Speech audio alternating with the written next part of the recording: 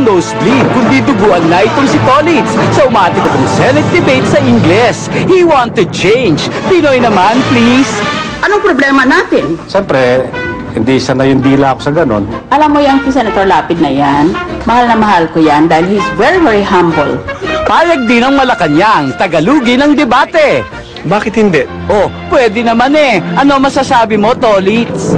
Pinatulo pa nilang dugo ko. At nakakapagsalita rin ng Ingles ang idol kong si Lito. Banatan mo, idol. Hello? Oh, hello na ang kahulugan ay pagbati. Sa Kapampangan, ito ay hello. Happy birthday, ha?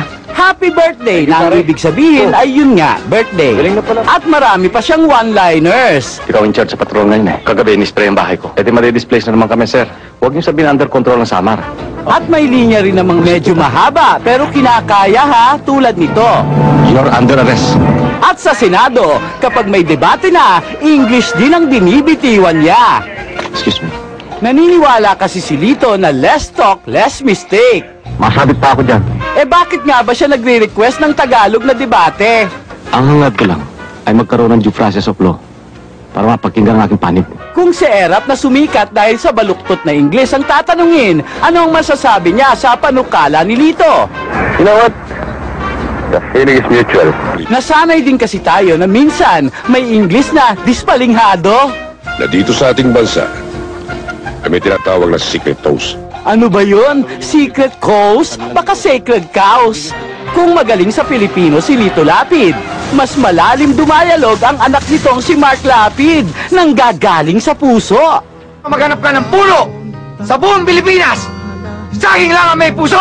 O diba? Saging na lang nabigyan pa niya ng puso. Siyempre, kapag RHB lang topic, nauunawaan naman ni Tolitz na may mga Ingles na asiwa Tagalogin.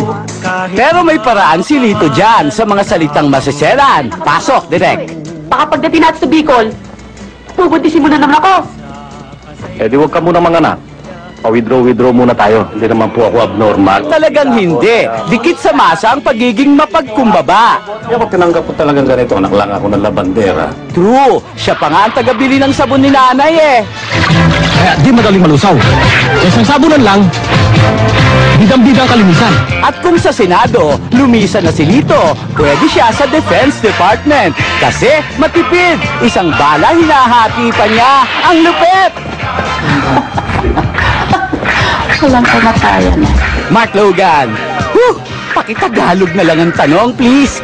Patrol ng Pilipino.